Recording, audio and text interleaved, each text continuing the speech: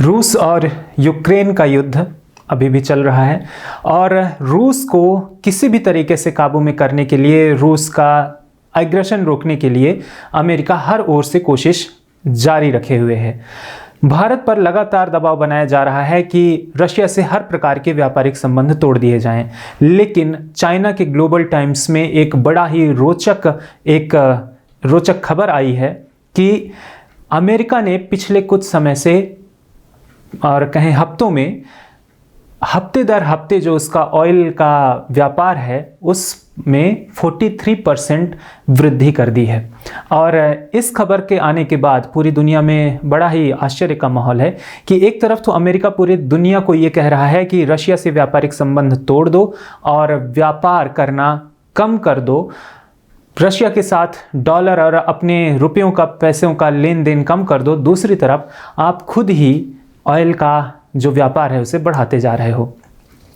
अब सच्चाई ये है कि दुनिया भर के देश अपनी ऊर्जा की ज़रूरतों के लिए, खासकर यूरोपियन कंट्रीज़ अपनी ऊर्जा की ज़रूरतों के लिए रूस पर बहुत बड़े स्तर पर निर्भर करती हैं और इतना आसानी से वो अमेरिका या कोई भी देश रूसी जो भी तेल है उसका समझौता और रूसी तेल पर अपनी निर्भरता रोक नहीं सकते।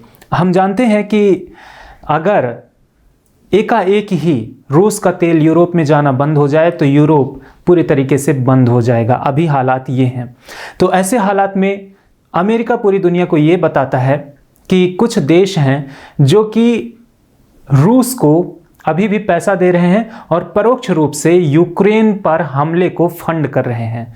और अमेरिका द्वारा ये कहा जा रहा है कि यूक्रेन के वॉर के लिए जो रशिया पैसा पा रहा है वो पैसा यानी कि वो फंडिंग भारत जैसे देश कर रहे हैं। लेकिन सच्चाई ये है कि ये देश, खुद ही नेटो देश, यूरोपियन कंट्रीज, अमेरिका, ये अभी भी तेल खरीद रहे हैं रूस से ही और वास्तव में इनकी फंडिंग कई गुना ज़्यादा है भारत की तुलना में। भारत एक स्केप गोट है इस समय, क्योंकि अमेरिका ये तो नहीं कह सकता कि हम खुद ही फंडिंग कर रहे हैं या उसके मित्र देश फंडिंग कर रहे हैं, लेकिन वो कोई स्केप गोट बना सकते हैं कि वास्तव में इन सब व्यापारिक समझौतों का, रशिया को फंड देने का जो दोषी है वो भारत है।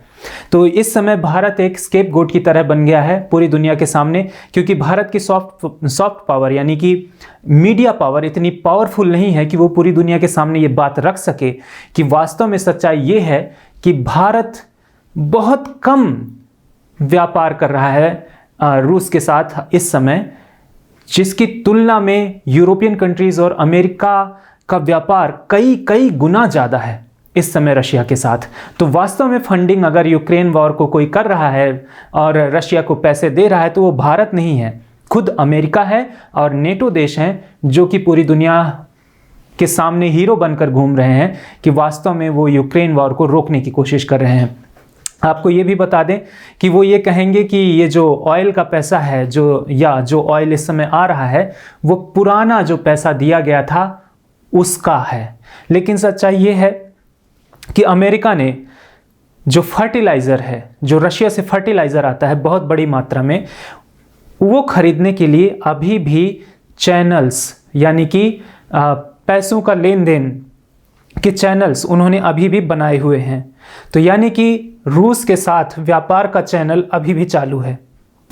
अमेरिका और रूस के बीच फर्टिलाइज़र का सौदा हो सके इसके लिए अभी भी चैनल्स अमेरिका ने बनाए हुए हैं। और सच्चाई ये है कि जब आपके सामने अमेरिका इस तरीके का दोगलापन करता हुआ दिख रहा है तो अमेरिका पूरी दुनिया को ये कैसे कह सकता है कि वास्तव में दूध का धुला हुआ है और रशिया ही गलत है और या भारत गलत है, जो भारत फर्टिलाइज़र खरीद रहा है रशिया से या ऑयल खरीद रहा है। तो वास्तव में ये एक बहुत बड़ी सच्चाई है, क्योंकि अगर रशियन व्हीट यानी कि गेहूं इस समय अमेरिका नहीं पहुंचेगा, यूरोपियन कंट्रीज़ में नहीं पहुंचेगा, तो इनको खुद तो गेहूं उगाना पड़ेगा। और कहाँ से उगाएंगे वो? और वो तभी उगा पाएंगे जब उनके पास फर्टिलाइज़र होगा। तो फर्टिलाइज़र भी रूस से ही आएगा। तो सच्चाई ये है कि चाहे ये जो कर लें, इन्हें रूस पर निर्भर होना ही पड़ेगा। और ये पूरी दुनिया के सामने एक विलन खड़ा करने की कोशिश कर रहे हैं और वो विलन इस समय भारत को बनाया जा रहा है। तो भारत वास्तव में, आपको ये जानना चाहिए कि इस समय सच्चाई क्या है।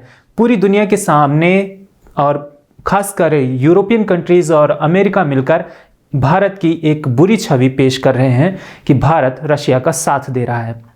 लेकिन आपको भी जागरूक रहना चाहिए कि वास्तव में भारत का साथ खुद बहुत कम है रशिया के लिए। वास्तव में अपने दुश्मन का साथ सबसे ज़्यादा अगर दे रहे हैं तो ये खुद ही दे रहे हैं, चाहे ये रशिया, चाहे ये नेटो कंट्रीज़ हों यानी कि यूरोपियन कंट्रीज़ हों या फिर खुद अमेरिका हो। अब ये तो हुई बात।